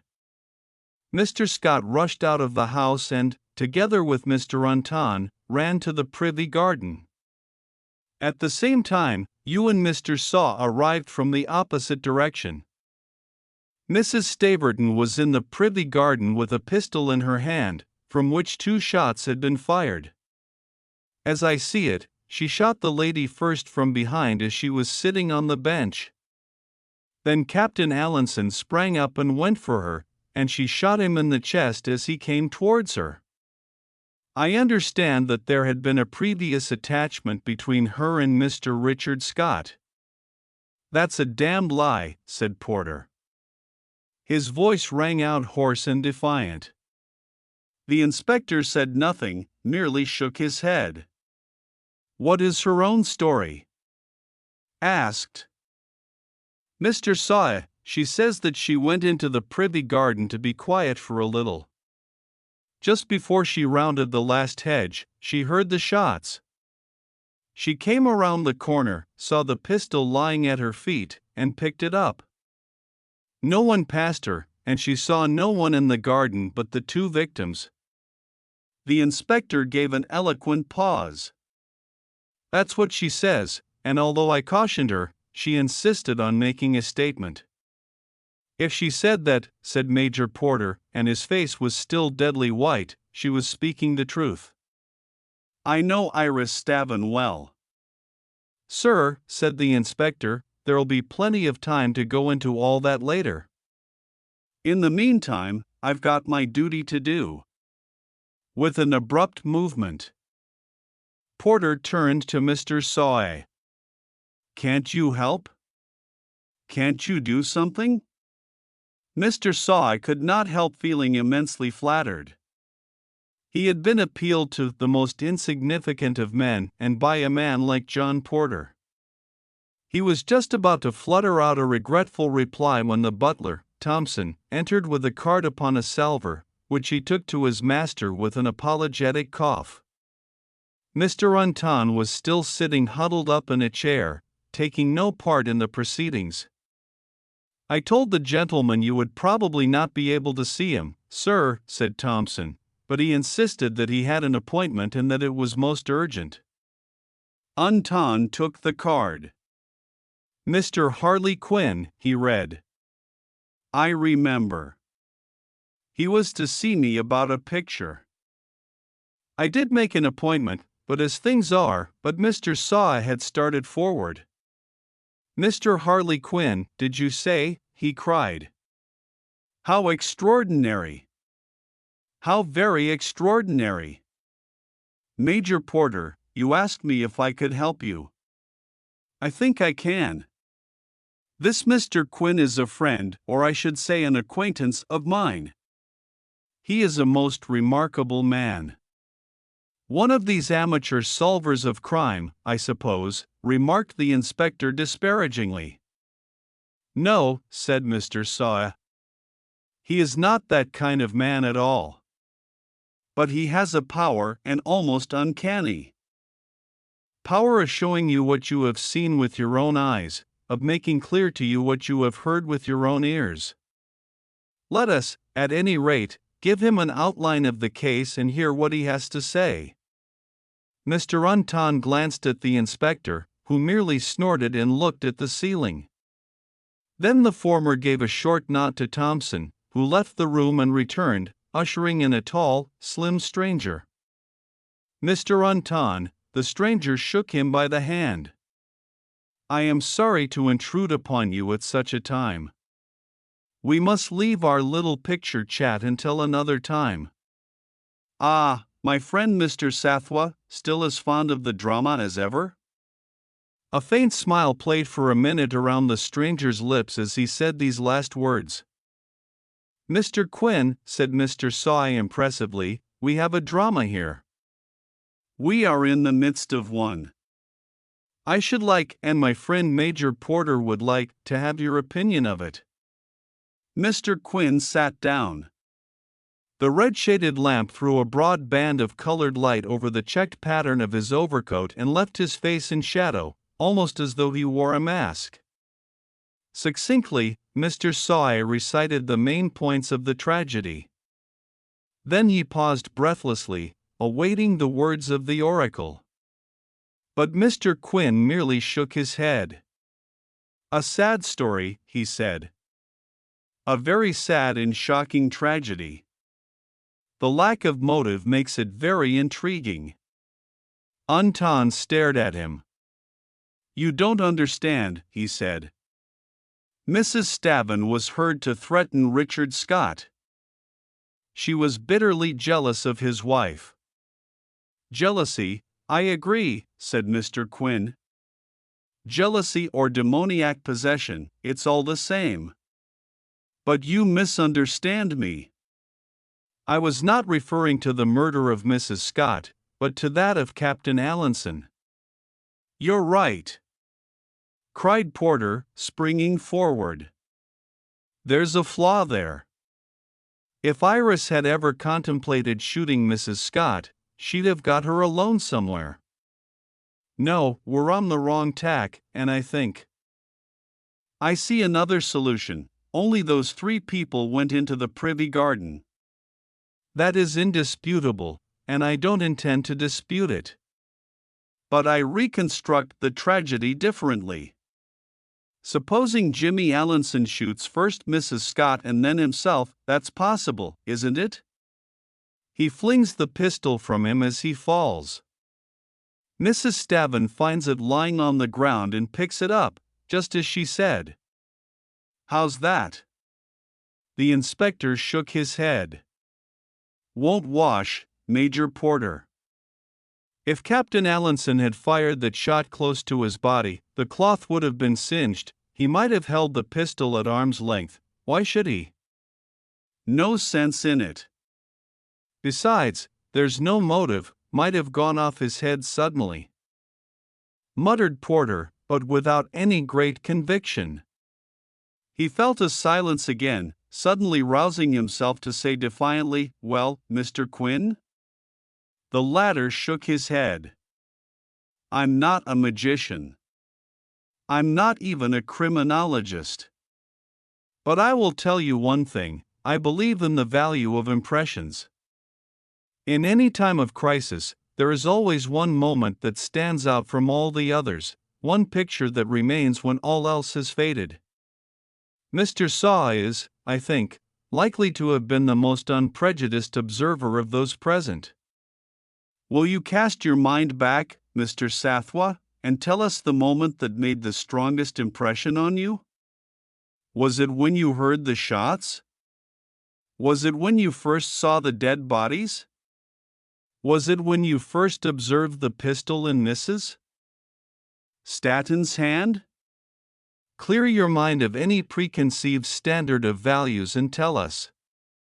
Mr. Saw fixed his eyes on Mr. Quinn's face rather as a schoolboy might repeat a lesson of which he was not sure. No, he said slowly. It was not any of those. The moment that I shall always remember was when I stood alone by the bodies afterwards, looking down on Mrs. Scott. She was lying on her side. Her hair was rough. There was a spot of blood on her little ear. And instantly, as he said it, he felt that he had said a terrific, a significant thing. Blood on her ear? Yes, I remember, said Anton slowly. Her earring must have been torn out when she fell, explained Mr. Saw, but it sounded a little improbable as he said it. She was lying on her left side, said Porter. I suppose it was that ear? No, said Mr. Saw quickly, it was her right ear. The inspector coughed. I found this in the grass, he vouchsafed. He held up a loop of gold wire. But my God, man, cried Porter, the thing can't have been wrenched to pieces by a mere fall. It's more as though it had been shot away by a bullet. So it was, cried Mr. Sathwa, it was a bullet. It must have been. There were only 2 shots, said the inspector. A shot can't have grazed her ear and shot her in the back as well. And if one shot carried away the earring and the second shot killed her, it can't have killed Captain Allinson as well. Not unless he was standing close in front of her, very close, facing her as it might be, oh, I know, not even then, unless she was in his arms. You were going to say, said Mr. Quinn with a queer little smile. Well, why not? Everyone stared at each other. The idea was so vitally strange to them. Allinson and Mrs. Scott? Mr. Anton voiced the same feeling. But they hardly knew each other, he said. I don't know, said Mr. Saw thoughtfully. They might have known each other better than we thought. Lady Cynthia said he saved her from being bored in Egypt last winter. And you, he turned to Porter, you told me that Richard Scott met his wife in Cairo last winter. They might have known each other very well indeed out there. They didn't seem to be together much, said Anon. No, they rather avoided each other. It was almost unnatural now I come to think of it. They all looked at Mr. Quinn as if a little startled at the conclusions at which they had arrived so unexpectedly. Mr. Quinn rose to his feet. You see, he said, what Mr. Sathwaite's impression has done for us. He turned to Anon. It is your turn now. Hey, I don't understand you. You were very thoughtful when I came into this room. I should like to know exactly what thought it was that obsessed you. Never mind if it has nothing to do with the tragedy, never mind if it seems to you superstitious. Mr. Anton started ever so slightly. Tell us. I don't mind telling you, said Anton, though it's nothing to do with the business, and you'll probably laugh at me into the bargain. I was wishing that my MS had left well alone and not replaced that pane of glass in the haunted window. I feel as though doing that has maybe brought a curse upon us. He was unable to understand why the two men opposite him stared so. But she hasn't replaced it yet, said Mr. Saw at last. Yes, she has. The man came first thing this morning. My God, said Porter. I begin to understand that room. It's paneled, I suppose, not papered? Yes, but what does that? But Porter had swung out of the room. The other followed him. He went straight upstairs to the Scots' bedroom. It was a charming room, paneled in cream, with two windows facing south. Porter felt with his hands along the panels on the western wall. There's a spring somewhere. Must be. There was a click, and a section of the paneling rolled back. It disclosed the grimy panes of the haunted window. One pane of glass was clean and new. Porter stooped quickly and picked up something. He held it out on the palm of his hand. It was a fragment of ostrich feather. Then he looked at Mr. Quinn. Mr. Quinn nodded. He went across to the hat cupboard in the bedroom. There were several hats in it, the dead woman's hats. He took out one with a large brim and curling feathers, an elaborate ascot hat. Mr. Quinn began speaking in a gentle, reflective voice. Let us suppose, said Mr. Quinn, a man who is by nature intensely jealous, a man who has stayed here in bygone years and knows the secret of the spring in the paneling. To amuse himself, he opens it one day and looks out over the privy garden. There, secure as they think from being overlooked, he sees his wife and another man. There can be no possible doubt in his mind as to the relations between them. He is mad with rage. What shall he do? An idea comes to him. He goes to the cupboard and puts on the hat with the brim and feathers. It is growing dusk, and he remembers the story of the stain on the glass. Anyone looking up at the window will see, as they think, the watching cavalier. Thus secure, he watches them, and at the moment they are clasped in each other's arms, he shoots. He is a good shot. A wonderful shot.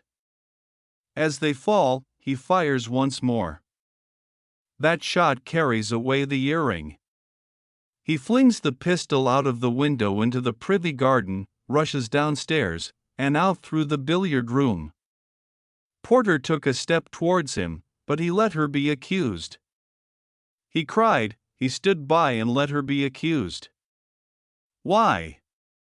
Why? I think I know why, said Mr. Quinn. I should guess it's only guesswork on my part. Mind that Richard Scott was once madly in love with Iris Stavin. So madly that even meeting her years afterwards stirred up the embers of jealousy again. I should say that Iris Stavin once fancied that she might love him, that she went on a hunting trip with him and another, and that she came back in love with the better man. The better man, muttered Porter, dazed. You mean, yes, said Mr. Quinn with a faint smile, I mean you. He paused a minute and then said, if I were you, I should go to her now. I will, said Porter. He turned and left the room. Agatha Christie, at the Bells and Motley. Mr. Saul was annoyed. Altogether, it had been an unfortunate day. They had started late, there had been 2 punctures already, and finally, they had taken the wrong turning and lost themselves amidst the wilds of Salisbury Plain. Now it was close on 8 o'clock. They were still a matter of 40 miles from Marwick Manor, to which they were bound, and a 3rd puncture had supervened to render matters still more trying. Mr. Saw, looking like some small bird whose plumage had been ruffled, walked up and down in front of the village garage whilst his chauffeur conversed in low undertones with the local expert. Half an hour at least, said that worthy, pronouncing judgment. And lucky at that, supplemented Masters, the chauffeur. More like 3/4, if you ask me. What is this place, anyway? Demanded Mr. Saw fretfully. Being a little gentleman considerate of the feelings of others.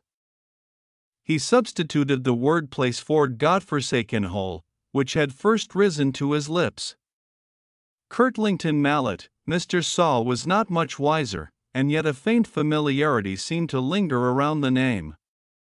He looked around him disparagingly.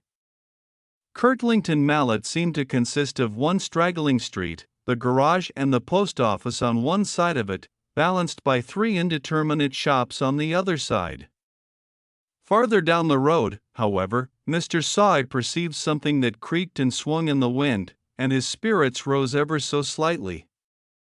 There's an inn here, I see, he remarked. Bells and Motley, said the garage man. That's it yonder, if I might make a suggestion. Sir, said Masters, why not try it? They would be able to give you some sort of a meal, no doubt. Not, of course, what you are accustomed to. He paused apologetically, for Mr. Saul was accustomed to the best cooking of continental chefs and had in his own service a cordon bleu to whom he paid a fabulous salary. We shan't be able to take the road again for another 3/4 of an hour, sir, I'm sure of that. And it's already past 8 o'clock. You could ring up Sir George Foster, sir, from the inn and acquaint him with the cause of our delay. You seem to think you can arrange everything, Masters, said Mr. Sathwa snappily. Masters, who did think so, maintained a respectful silence. Mr. Sathwa, in spite of his earnest wish to discountenance any suggestion that might possibly be made to him, he was in that mood, nevertheless looked down the road towards the creaking inn sign with faint inward approval. He was a man of bird-like appetite, an epicure, but even such men can be hungry. The Bells and Motley, he said thoughtfully, that's an odd name for an inn. I don't know that I ever heard it before. There's odd folks come to it by all accounts, said the local man. He was bending over the wheel, and his voice came muffled and indistinct. Odd folks? Queried Mr. Sathwa. Now what do you mean by that? The other hardly seemed to know what he meant. Folks that come and go, that kind, he said vaguely. Mr. Sathwa reflected that people who come to an inn are almost of necessity those who come and go. The definition seemed to him to lack precision, but nevertheless his curiosity was stimulated. Somehow or other he had got to put in 3/4 of an hour. The Bells and Motley would be as good as anywhere else. With his usual small, mincing steps, he walked away down the road. From afar there came a rumble of thunder. The mechanic looked up and spoke to Masters. "There's a storm coming over. Thought I could feel it in the air." "Aye," said Masters, "and 40 miles to go." "Ah," said the other, "there's no need to be hurrying over this job. You'll not be wanting to take the road till the storm's passed over. That little boss of yours doesn't look as though he'd relish being out in thunder and lightning." "Hope they'll do him well at that place," muttered the chauffeur. "I'll be pushing along there for a bite myself presently." "Billy Jones is all right," said. "The garage man keeps a good table." Mr. William Jones, a big, burly man of 50 and landlord of the Bells and Motley, was at this minute beaming ingratiatingly down on little Mr. Satterthwaite.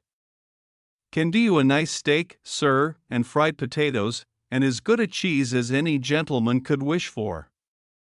This way, sir, in the coffee room. We're not very full at present, the last of the fishing gentlemen just gone. A little later we'll be full again for the hunting.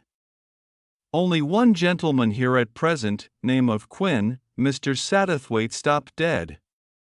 "Quinn," he said excitedly.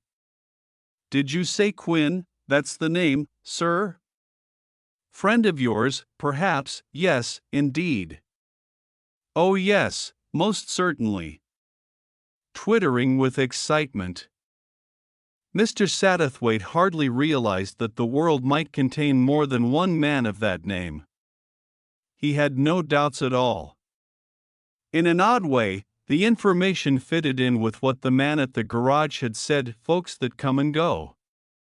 A very apt description of Mr. Quinn. And the name of the inn, too, seemed a peculiarly fitting and appropriate one. Dear me," said Mr. Satterthwaite. "What a very odd thing that we should meet like this.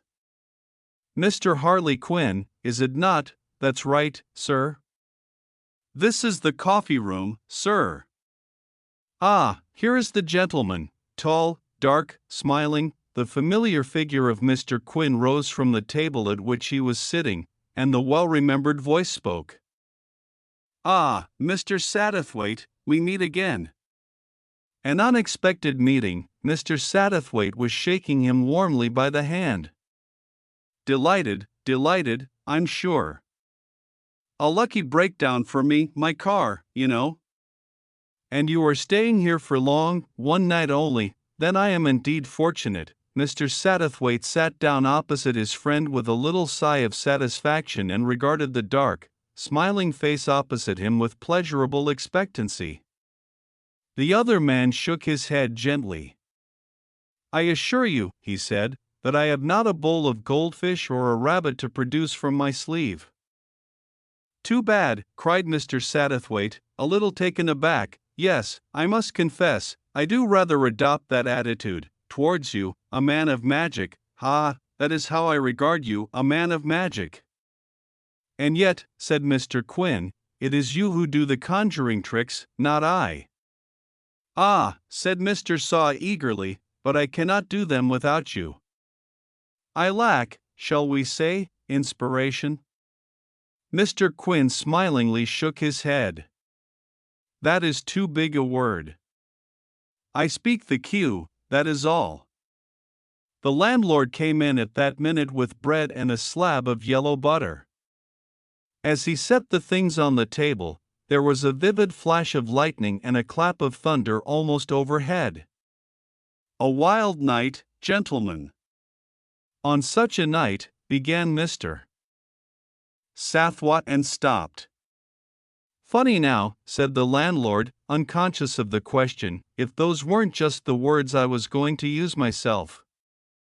It was just such a night as this when Captain Harwell brought his bride home, the very day before he disappeared forever. Ah, cried Mr. Sathwa suddenly, of course. He had got the clue. He knew now why the name Kirtlington Mallet was familiar. 3 months before, he had read every detail of the astonishing disappearance of Captain Richard Harwell. Like other newspaper readers all over Great Britain, he had puzzled over the details of the disappearance and also, like every other Briton, had evolved his own theories. Of course, he repeated, it was at Kirtlington Mallet it happened. It was at this house he stayed for the hunting. Last winter, said the landlord. Oh, I knew him well, a fine, handsome young gentleman, and not one that you'd think had a care on his mind. He was done away with, that's my belief. Many is the time I've seen them come riding home together, he and Miss Luto, and all the village saying there'd be a match come of it. And sure enough, so it did.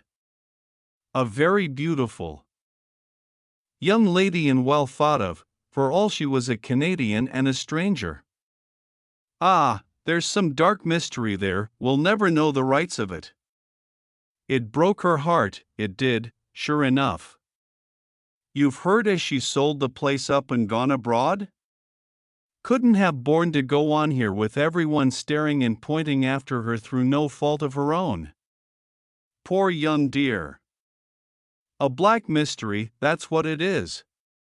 He shook his head, then, suddenly recollecting his duties, hurried from the room. A black mystery, said Mr. Quinn softly. His voice was provocative in Mr. Sawa's ears.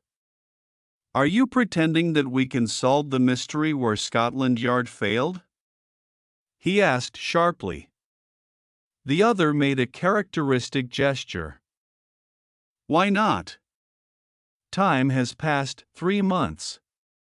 That makes a difference.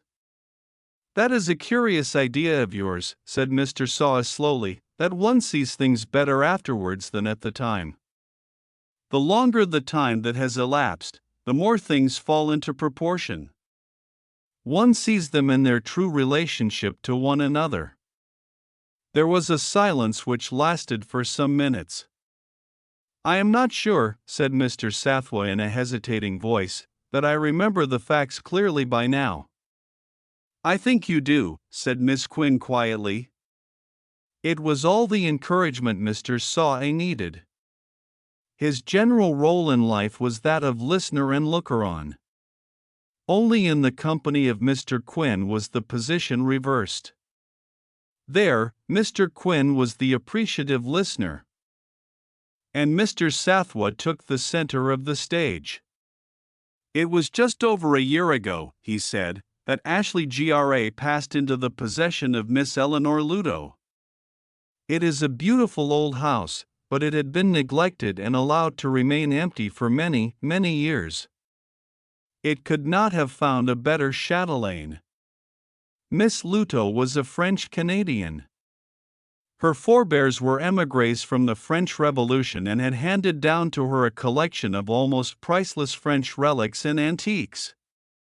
She was a buyer and a collector, also, with a very fine and discriminating taste, so much so that when she decided to sell Ashley Grange and everything it contained after the tragedy, Mr. Cyrus G. Bradburn, the American millionaire, made no bones about paying the fancy price of £60,000 for the Grange as it stood.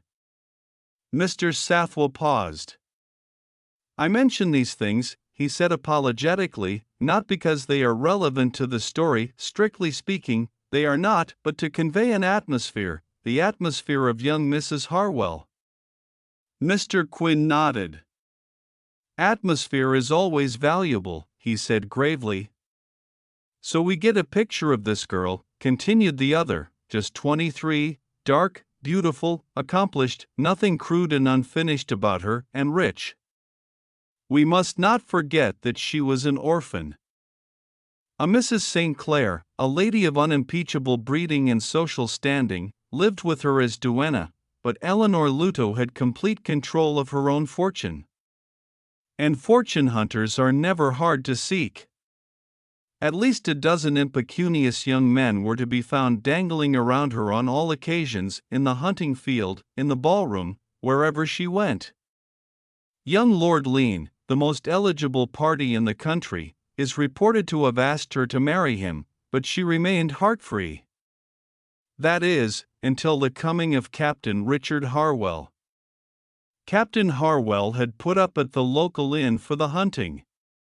He was a dashing rider to hounds, a handsome, laughing daredevil of a fellow. You remember the old saying, "Mr. Quinn, happy the wooing that's not long." The adage was carried out at least in part. At the end of 2 months, Richard Harwell and Eleanor Luto were engaged. The marriage followed 3 months afterward. The happy pair went abroad for a 2-week honeymoon and then returned to take up their residence at Ashley Grange. The landlord has just told us that it was on a night of storm such as this that they returned to their home in Oman. I wonder who can tell me that, as it may, the following morning, very early, about 7:30, Captain Harwell was seen walking in the garden by one of the gardeners, John Mayes.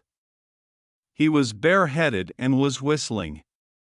We have a picture there, a picture of light-heartedness, of careless happiness, and yet, from that minute, as far as we know, no one ever set eyes on Captain Richard Harwell again.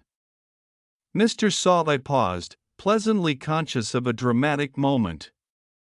The admiring glance of Mr. Quinn gave him the tribute he needed, and he went on.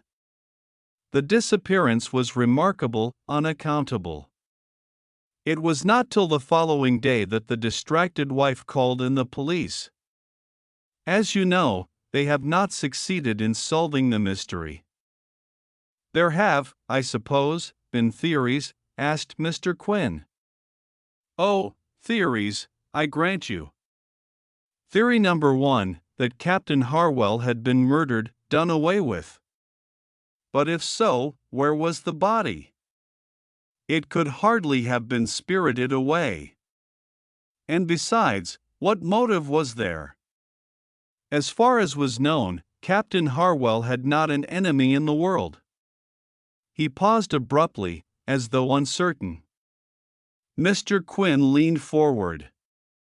You are thinking, he said softly, of young Stephen Grant. I am, admitted Mr. Sawley.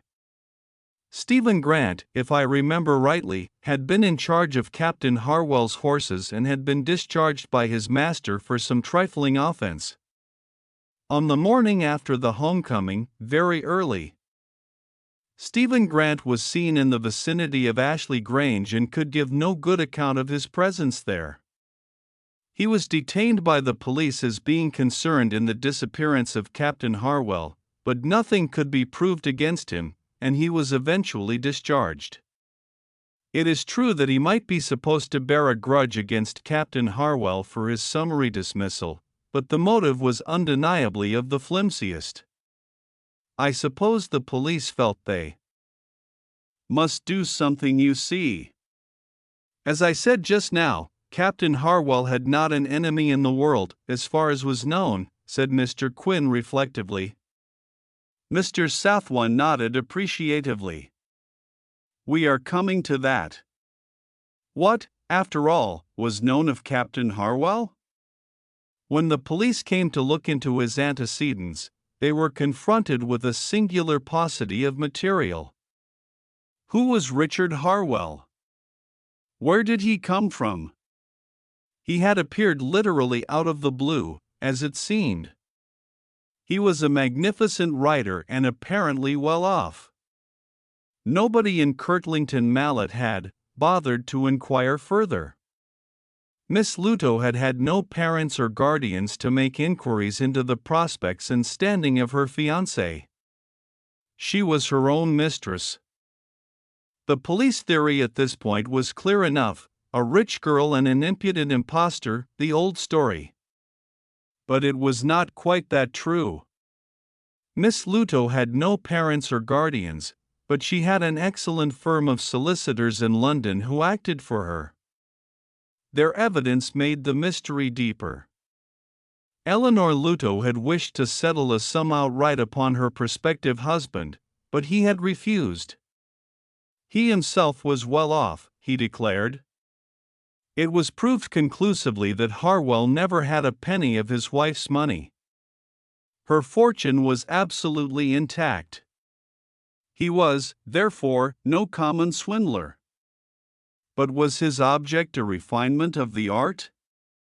Did he propose blackmail at some future date if Eleanor Harwell should wish to marry some other man? I will admit that something of that kind seemed to me the most likely solution. It has always seemed so to me until tonight. Mr. Quinn leaned forward, prompting him. Tonight? Tonight, I'm not satisfied with that. How did he manage to disappear so suddenly and completely at that hour in the morning, with every laborer bestirring himself and tramping to work? Bareheaded, too. There is no doubt about the latter point since the gardener saw him. Yes, the gardener, John Matthias. Was there anything there? I wonder if the police would not overlook him, said Mr. Quinn. They questioned him closely. He never wavered in his statement. His wife bore him out. He left his cottage at 7 o'clock to attend to the greenhouses. He returned at 20 minutes to 8. The servants in the house heard the front door slam at about 7:15. That fixes the time when Captain Harwell left the house. Ah, yes, I know what you are thinking. Do you? I wonder, said Mr. Quinn. I fancy so. Time enough for Matthias to have made way with his master. But why, man, why? And if so, where did he hide the body? The landlord came in bearing a tray. Sorry to have kept you so long, gentlemen.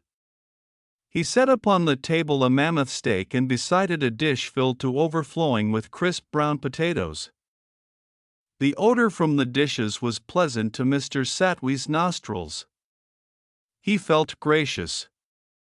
This looks excellent, he said, most excellent. We have been discussing the disappearance of Captain Harwell. What became of the gardener Matthias? Took a place in essay, I believe. Didn't care to stay hereabouts.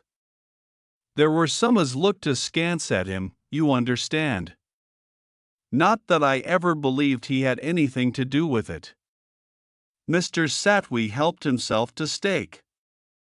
Mr. Quinn followed suit. The landlord seemed disposed to linger and chat. Mr. Satwee had no objection. On the contrary. This Matthias now, he said, what kind of a man was he? Middle-aged chap must have been a powerful fellow once, but bent and crippled with rheumatism. He had that mortal bad. Was laid up many a time with it, unable to do any work. For my part, I think it was sheer kindness on Miss Elena's part to keep him on. He'd outgrown his usefulness as a gardener, though his wife managed to make herself useful up at the house, being a cook she had, and always willing to lend a hand. What sort of a woman was she? Asked Mr. Satwee quickly. The landlord's answer disappointed him. A plain body. Middle-aged in dark in manner, deaf too, not that I ever knew much of them, they'd only been here a month, you understand, when the thing happened. They say he'd been a rare good gardener in his time, though wonderful testimonials Miss Eleanor had with him. Was she interested in gardening? Asked Mr. Quinn softly. No, sir, I couldn't say that she was, not like some of the ladies around here who pay good money to gardeners and spend the whole of their time grubbing about on their knees as well. Foolishness, I call it. You see, Miss Luto wasn't here very much except in the winter for hunting. The rest of the time she was up in London and away in those foreign seaside places where they say the French ladies don't so much as put a toe into the water for fear of spoiling their costumes, or so I've heard. Mr. Sathwa smiled. There was no woman of any kind mixed up with Captain Harwell? He asked. Though his first theory was disposed of, he nevertheless clung to his idea. Mr. William Jones shook his head. Nothing of that sort, never a whisper of it. No, it's a dark mystery, that's what it is. And your theory, what do you yourself think? Persisted Mr. S.A. What do I think? Yes. Don't know what to think. It's my belief as how he was done in, but who by, I can't say. I'll fetch you gentlemen the cheese. He stumped from the room, bearing empty dishes. The storm, which had been quieting down, suddenly broke out with redoubled vigor. A flash of forked lightning and a great clap of thunder, close upon each other, made little Mr. Saw jump. And before the last echoes of the thunder had died away, a girl came into the room carrying the advertised cheese. She was tall and dark and handsome in a sullen fashion of her own. Her likeness to the landlord of the Bells and Motley was apparent enough to proclaim her his daughter. "Good evening, Mary," said Mr. Quinn. "A stormy night." She nodded. "I hate these stormy nights," she muttered. "You are afraid of thunder, perhaps," said Mr. Saw kindly. "Afraid of thunder? Not me. There's little that I'm afraid of." "No, but the storm sets them off, talking the same thing over and over again like a lot of parrots. Father begins it. It reminds me, this does, of the night poor Captain Harwell, and so on and so on." She turned on Mr. Quinn. "You've heard how he goes on. What's the sense of it? Can't anyone let past things be?" "A thing is only past when it is done with," said Mr. Quinn. "Isn't this done with?" Suppose he wanted to disappear. These fine gentlemen do sometimes. You think he disappeared of his own free will? Why not? It would make better sense than to suppose a kind-hearted creature like Steph Grant murdered him. What should he murder him for, I should like to know? Stephen had had a drop too much one day and spoke to him saucy-like and got the sack for it. But what of it? He got another place just as good. Is that a reason to murder a man in cold blood? But surely, said Mr. Saw, the police were quite satisfied of his innocence. The police? What do the police matter? When Stephen comes into the bar of an evening, every man looks at him queer-like. They don't really believe he murdered Harwell, but they're not sure, and so they look at him sideways and edge away. Nice life for a man to see people shrink away from you as though you were something different from the rest of folks. Why won't father hear of our getting married? Stephen and I? You can take your pigs to a better market, my girl. I've nothing against Stephen, but, well, we don't know, do we? She stopped, her breast heaving with the violence of her resentment. It's cruel, cruel, that's what it is, she burst out. Stephen, that wouldn't hurt a fly. And all through life there'll be people who'll think he did. It's turning him queer and bitter like. I don't wonder, I'm sure. And the more he's like that, the more people think there must have been something in it again. She stopped. Her eyes were fixed on Mr. Quinn's face as though something in it was drawing this outburst from her. Can nothing be done? Said Mr. Saw. He was genuinely distressed. The thing was, he saw it as inevitable. The very vagueness and unsatisfactoriness of the evidence against Stephen Grant made it more difficult for him to disprove the accusation. The girl whirled round on him. "Nothing but the truth can help him," she cried. "If Captain Harwell were to be found, if he was to come back, if the true rights of it were only known," she broke off with something very like a sob and hurried quickly from the room. "A fine-looking girl," said Mr. Saw. A sad case altogether. I very much wish, that something could be done about it." His kind heart was troubled. "We are doing what we can," said Mr. Quinn. "There is still nearly half an hour before your car can be ready." Mr. Saw stared at him. "You think we can come at the truth just by talking it over like this? You have seen much of life," said Mr. Quinn gravely. "More than most people." "Life has passed me by," said Mr. Saw bitterly. "But in so doing has sharpened your vision. Where others are blind, you can see." "It is true," said Mr. Saw.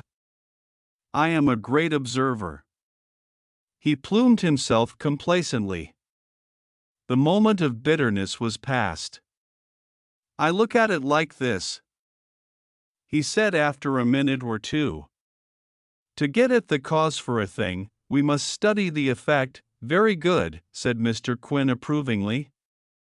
"The effect in this case is that Miss Mrs. Harwell, is a wife and yet not a wife. She is not free, she cannot marry again. And look at it as we will, we see Richard Harwell as a sinister figure, a man from nowhere with a mysterious past." "I agree," said Mr. Quinn. "You see what all are bound to see. What cannot be missed, Captain Harwell in the limelight, a suspicious figure." Mr. Saw looked at him doubtfully. The words seemed somehow to suggest a faintly different picture to his mind. "We have studied the effect," he said, "or call it the result. We can now pass." Mr. Quinn interrupted him. "You have not touched on the result on the strictly material side." "You are right," said Mr. Saw after a moment or two for consideration. "One should do the thing thoroughly. Let us say then that the result of the tragedy is that Mrs. Harwell is a wife and not a wife, unable to marry again, that Mr. Cyrus Bradburn has been able to buy Ashley Grange and its contents for $60,000, was it? And that somebody in Essex has been able to secure John Matthias as a gardener. For all that, we do not suspect somebody in Essex or Mr. Cyrus Bradburn of having engineered the disappearance of Captain Harwell." "You are sarcastic," said Mr. Quinn. Mr. Saw looked sharply at him. "But surely you agree?" "Oh, I agree," said Mr. Quinn. "The idea is absurd. What next? Let us imagine ourselves back on the fatal day. The disappearance has taken place, let us say, this very morning." "No, no," said Mr. Quinn, smiling. "Since in our imagination at least we have power over time, let us turn it the other way. Let us say the disappearance of Captain Harwell took place 100 years ago, that we, in the year 2025, are looking back." "You are a strange man," said Mr. Saw slowly. "You believe in the past, not the present. Why? You used not long ago the word atmosphere. There is no atmosphere in the present." "That is true, perhaps," said Mr. Saw thoughtfully. "Yes, it is true. The present is apt to be parochial." "A good word," said Mr. Quinn. Mr. Saw gave a funny little bow. "You are too kind," he said. "Let us take not this present year, that would be too difficult, but say last year," continued. "The other summed it up for me, you who have the gift of the neat phrase." Mr. Sathwa thought for a minute. He was jealous of his reputation. 100 years ago, We had the age of powder and patches, he said. Shall we say that 1924 was the age of crossword puzzles and cat burglars? Very good, approved Mr. Quinn. You mean that nationally, not internationally, I presume? As to crossword puzzles, I must confess that I do not know, said Mr. Sathwa. But the cat burglar had a great innings on the continent. You remember that series of famous thefts from French chateaux? It is surmised that one man alone could not have done it. The most miraculous feats were performed to gain admission. There was a theory that a troupe of acrobats was concerned, the Clinnies. I once saw their performance, truly masterly. A mother, son, and daughter. They vanished from the stage in a rather mysterious fashion. But we are wandering from our subject. Not very far, said Mr. Quinn. Only across the channel, where the French ladies will not wet their toes, according to our worthy host, said Mr. Saw, laughing. There was a pause. It seemed somehow significant. Why did he disappear? Cried Mr. Saw. Why? Why? It is incredible, a kind of conjuring trick. Yes, said Mr. Quinn. A conjuring trick that describes it exactly. Atmosphere again, you see. And wherein does the essence of a conjuring trick lie? The quickness of the hand deceives the eye. Quoted Mr. Saw glibly. That is everything, is it not? To deceive the eye, sometimes by the quickness of the hand, sometimes by other means. There are many devices, the pistol shot, the waving of a red handkerchief, something that seems important but in reality is not. The eye is diverted from the real business. It is caught by the spectacular action that means nothing, nothing at all. Mr. Saw leaned forward, his eyes shining. There is something in that. It is an idea. He went on softly. The pistol shot. What was the pistol shot in the conjuring trick we were discussing? What is the spectacular moment that holds the imagination? He drew in his breath sharply. The disappearance, breathed Mr. Saw. Take that away, and it leaves nothing. Nothing. Suppose things took the same course without that dramatic gesture?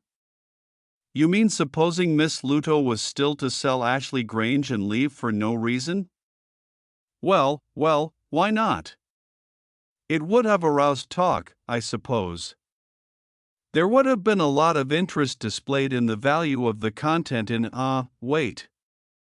He was silent a minute, then burst out, You are right.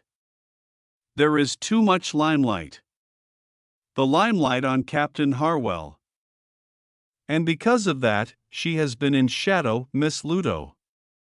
Everyone asking, who was Captain Harwell? Where did he come from?